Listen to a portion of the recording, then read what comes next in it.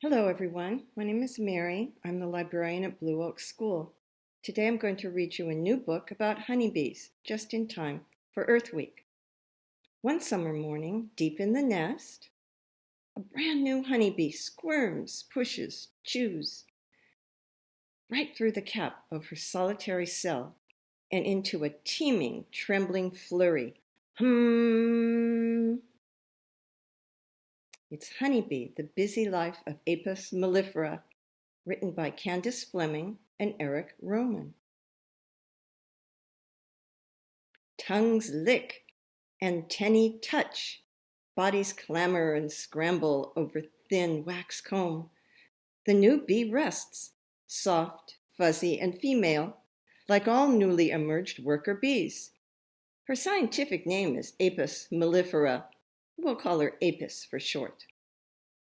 Crawling to a cell packed with sticky, rich pollen, Apis eats and eats and eats some more. Her wings dry, her color darkens to a warm yellow-orange. Her muscles grow strong. And yet, does she fly? Nope, cleaning comes first. Apis's first job is to tidy the hive's nursery. She hauls away leftover bits, carts off old wax caps, leaves each cell ready for a new bee egg. When she turns 3 days old, special glands behind her face swell and expand. Soon she is ready for her next job. Flying? Flying? Not yet. Nursing. The grub the larvae like get all her attention. She checks them, inspects them, feeds them a milky sweet liquid made with those glands. On Apis's 8th day of life, she leaves the nursery. For flying? Not yet. Queen tending. Long and graceful, the queen glides across the combs.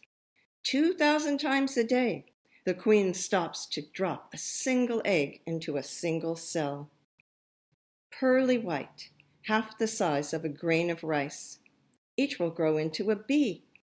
But the queen doesn't have time to take care of herself, so Apis and the others groom her with their forelegs. They examine her with their tongues. They feed her a drop of sweet brewed food, worker mouth to queen mouth. As they do, they pick up the queen's scent with their antennae, legs, and tongues. They pass the scent along to the rest of the nest, a message that the queen is healthy and safe. When Apis turns 12 days old, glands in her abdomen begin making flakes of white wax. Time for her new job. Flying? Not yet. Now it's comb building. Using her wax, her sharp spoon-shaped jaws, and her legs, she shapes, molds, maneuvers to create cells. But Apis is not a builder for long. 3 days later, she starts flying?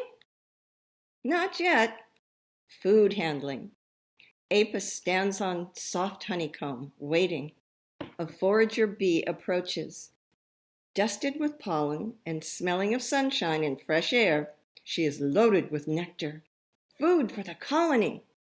Apis creeps toward her. Furry heads bump, and the forager brings up the nectar into her open mouth. Sticking out her straw-like tongue, Apis sips up the nectar. She folds and unfolds, folds and unfolds, folds and unfolds her mouth until the nectar grows thicker, stickier. She stores the half-dried nectar in an empty cell. Over the next few days, it will ripen into honey. When Apis turns 18 days old, she is ready to start her life outside. Flying? Not yet. Guarding against birds or bears and bees from other nests. Patrolling a tiny patch by the hive's entrance, Apis sniffs each incoming worker with her antennae. Friend or foe? 2 bees hover nearby. Apis bends her antennae toward them and tests the air. They do not smell like members of her colony. She stands on her hind legs. They do not act like colony members. Apis lets off an alarm scent to warn the others.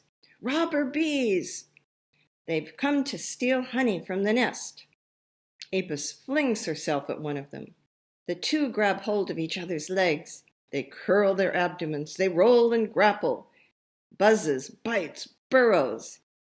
Apis is willing to give up her life to protect her nest and her honey.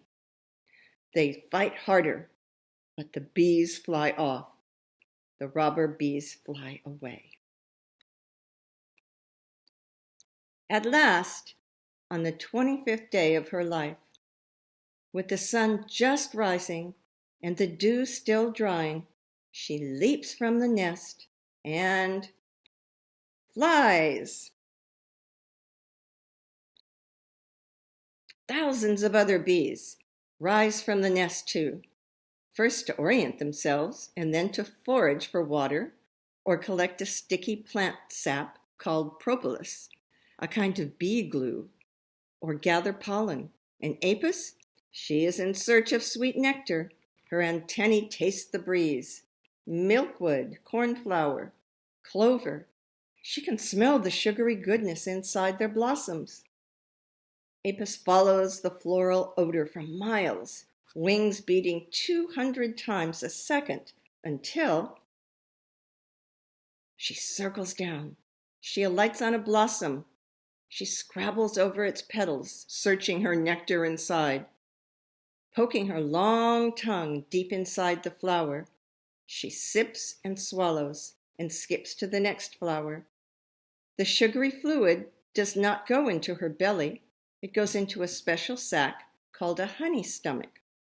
This is how Apis will carry her nectar home. As she visits each flower,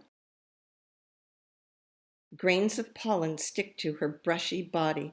They cling to her bristly legs. She carries this pollen from flower to flower, brushing it off, picking it up, pollinating the field. At last, her honey stomach weighs almost as much as she does. She flies back to the hive. She gives up her nectar to a food handler. And now will she get to rest? No, she will dance. Wagging her tail, Apis circles to the left, then to the right. She runs in a long, straight line. Other bees gather around. They listen to the vibrations of her dance. Apis is giving directions. She is telling them that the nectar is sweet. She is asking them to go there too. Soon a stream of bees head for her find. Apis makes 9 more trips that day, gathering, pollinating, before the sun finally sets and she can rest. But she will go back tomorrow, and the day after that, and the day after that. She grows thinner and slower. She loses her hair. Her wings fray and tatter. Summertime bees do not live long, and Apis is now 35 days old. She has flown back and forth between the nest and blossoms, 500 miles in all.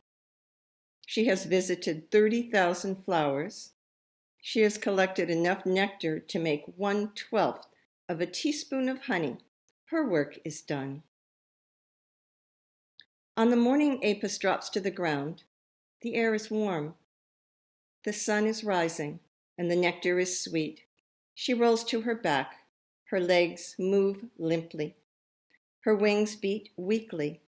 Above her, blossoms nod in the summer breeze. Apis stills. And back in the nest, a brand new honeybee squirms, pushes, chews through the wax cap of her solitary cell and into a teeming, trembling flurry. Hum!